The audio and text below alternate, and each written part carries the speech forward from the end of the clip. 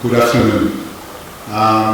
Today I've decided to present two parts of my talk. The first will be quick on the cellular model we designed to look and identify new drugs, small compounds that could in one day be therapeutic tools to treat keratopathy. And the second part will be devoted to preliminary data that we got on the link between inflammation and PAX6. So it will be rapid because we published this. So 4 years ago we used liver cells that were immortalized by telomerase in order to use CRISPR-Cas9 technology, the gene editing technology, to introduce a single nonsense mutation on one of the two genes of PAX6. We got clones that reproduce the PAX6 haplosufficiency, meaning half the amount of the protein is made in these mutant cells compared to the parental liver cells. And we describe and characterize these cells, and we show that they recapitulate abnormal cell migration, adhesion, and also gene expression related to PAX6 target genes. So we use this cellular model to screen FDA-approved library in order to identify small compound that could be able to rescue the haplosufficiency to increase the PAX6 protein production. And actually we found 3 strong hits, 3 drugs, 2 antipsychotic compounds and 1 antitumor, duloxetine, ritonserine, and topotecan. So I will discuss now about duloxetine. Duloxetine is a medication in the market. It's called Cymbalta. It's a medication for severe depression, but also for nerve pain and diabetic neuropathy. It's an inhibitor of norepinephrine, noradrenaline reuptake. So meaning that when the neurotransmitter is transmitted in the synapse, it's not reuptake, so you have more neurotransmitter that is transmitted to the next neurons. And the connection between PAX6 and duloxetine, this kind of drugs, is logical because, as we heard this morning, PAX6 is essential for brain development, for neural development in the cortex. It is expressed in a gradient layer, and also it's known that inactivation of dopamine is a substrate to form norepinephrine, which is called also noradrenaline. When you inactivate dopamine in the retina, you induce keratoconus, and also dopaminergic neurons are reduced in the aniridia-like mouse model. Furthermore, the group of Neil Lagali have shown that aniridia patients lost their innervation in a massive manner, and also sympathetic neurons secrete noradrenaline, norepinephrine to the cornea tear. So there is a logical to have found out of 3 hits 2 neurotransmitter-like molecules. So we validate duloxetine in vitro in our model, and you can see here that when we treat the mutant cells with duloxetine, we enhance the production of the protein almost like the parental cells. I show you only one experiment here in the example of functional analysis of migration. We can see that after 9.5 hours, the wild-type cells close the gap, not the mutated cells, unless they are treated with duloxetine. So it works in vitro. And also show that partially this rescue of PAX6 by duloxetine occurs through the inhibition of the phosphorylation of ERK. When the cells are treated with EGF, there is a loss of PAX6 because EGF pathway is repressing PAX6 production. And when we treat the cells with EGF and duloxetine, we rescue completely the production of the protein. This is published also. And it was nice to see that not so long time ago, the group of Ali Jalilian have shown actually that MEK inhibitors are able to partially rescue the aniridia phenotype of PAX6 plus minus mice. So it fits very well the function of duloxetine, and duloxetine could be much more targeting than a general MEK inhibitor. So now what remains to be done, obviously, it's validation in vivo of duloxetine. This is exactly the target Neil talked about earlier. So with our European network founded for aniridia, we are now testing duloxetine as topical application on the eyes on different mouse models of inflammation, loss innervation, and also in the aniridia-like mouse model.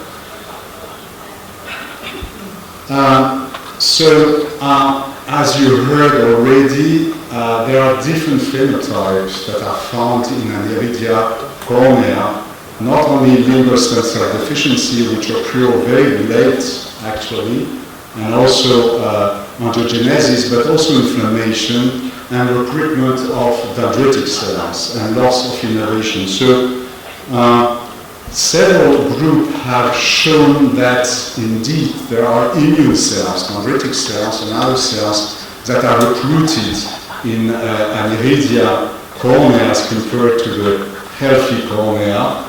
And so we asked the question, could immune cells express PAX6 and could be sensitive to PAX6 reduction in aniridia haploinsufficiency? And when we look at different immune cells, we found actually that PAX6 is usually expressed in microglia cell lines that derive from human embryos from the brain, HMC3, even more expressed that in the normal liver stem cells and obviously in the mutant liver stem cells. So we looked for all the published RNA-seq analysis that has been made on microglia. There's a large number of publications of microglia function and RNA-seq, and we were very disappointed not to see in the Excel data or when we asked the people PAX6 expression. But actually it appeared that all these publications were made with adult microglia. Unfortunately, one of the publications was interested in embryonic and neonatal microglia. And this is a group of Owens, and they show actually that PAX6 is strongly expressed by microglia only before birth and just after delivery. And then the expression of PAX6 disappeared in adults. So this could be very actually interesting. So there are CD11C, which represents marker of many cells, dendritic cells, macrophage T cells, but these microglia cells are also positive for macroglia-specific marker. And macroglia are macrophage-like cells that derive from the yolk cell, and they migrate in the early stage of development to the brain, and from the brain they can go to the retina. And in pathology, it appears that they also migrate to the cornea.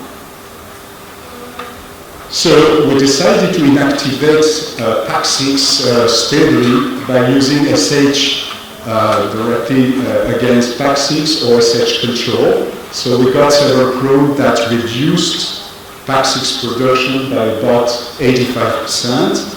And you can see here by fluorescent staining in red for PAX6 in the nucleus that it's highly expressed, but it's not present in the SH PAX6, only the blue, which is the GAPI.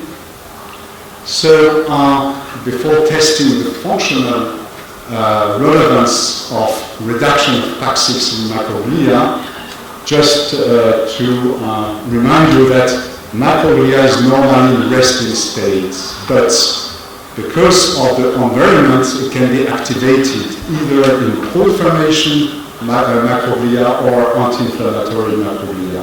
And it depends on pro-inflammation cytokines or anti-inflammatory cytokines, and they can secrete this kind of cytokines.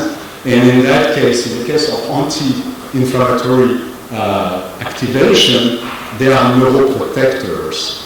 And in the opposite, when they are activated to the pro-inflammatory state, they can phagocyte neurons, kill neurons by apoptosis as well. So it can be relevant, of course, to the loss of innovation in the aniridia. So we tested the macroglia in which PAC6 has been deleted, been inactivated, and you can see that compared to the control, there is a large secretion of interleukin-6, which is a pro-inflammatory molecule secreted by activating macroglia to the pro-inflammation state. And interleukin-6 is generally responsible in very early stages of inflammation. And even if we stimulate macroglia with pro-inflammatory molecule like interferon gamma or interleukin-1 beta, we further enhance the production and secretion of interleukin-6. So, strongly suggesting that PAC6 can control, as an anti-inflammatory molecule, the activation of macroglia. So could you explain why very early, before delivery, or in early stage after birth, there is a start of inflammation because PAC6 is reduced, and this chronic inflammation could lead at the end to reduced innervation, neovascularization, and liver stem cell efficiency. But also we found that activation of macroglia by interferon gamma and interleukin-1 beta could also have an action on PAC6. So it's a cycle, vicious cycle. So you can see here that when we activate the macroglia, there is a slight reduction of PAC6 production in the normal macroglia cells or in the cells that have reduced amount of PAC6. So there is a modulation of the inflammation on PAC6, and PAC6 control also the inflammation, leading to an equilibrium.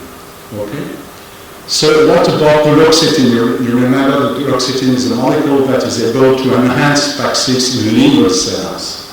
And actually we found that in the macroglia the same. When PAC6 is reduced by SH-PAC6, duloxetine enhances PAC6 production almost to the same level as the normal macroglia cells. And we can see also that treatment with duloxetine reduced drastically the production of interleukin-6, suggesting that duloxetine has also an anti-inflammatory function through PAC6 secretion. Very interestingly, the group of Nishida have shown this year by using a beautiful protocol to produce corneal organoid from induced pluripotent stem cells that they not only get epithelial cornea cells and retina cells and RPE, but also macroglia cells that express PAC6 and the other marker of the macroglia. So it fits very well, and it's very surprising because their protocol do not start from yolk soap and from the original developmental origin of the macroglia. But anyway, it's very interesting. So the question we are asking now, and that will be our project, is inflammation the primary cause of aniridia? And also, what is the function of PAC6 inflammation from the development to the adults? What's the difference between neonatal and adult? Why PAC6 is repressed in macroglia and maybe other immune cells after birth? What could be the influence on limbal, retina, and lower stem cells? And also, we are now inactivated PAC6 gene only in the macroglia in mice in order to see what will happen in mice devoted of PAX6 in the microglia. So finally, I would like to thank the people that work in this project. So L'Oréal, she made the in vitro model and also validated duloxetine. Orly, she made the high throughput screening and discovered the duloxetine. And now Irini is working on the PAX6 and microglia. I would like to thank the founding, of course, and all our collaborators on the different part of the project I discussed now. Thank you very much.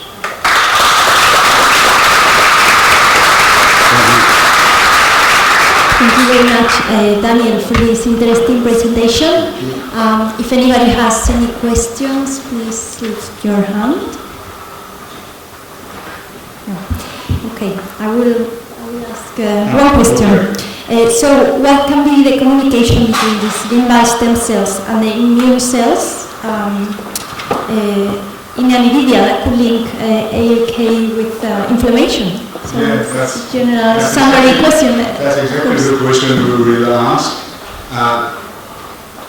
You know that during development, the embryo is protected from rejection by the mother immune system. And it's very interesting to see that the microglia produce PAX6 until delivery.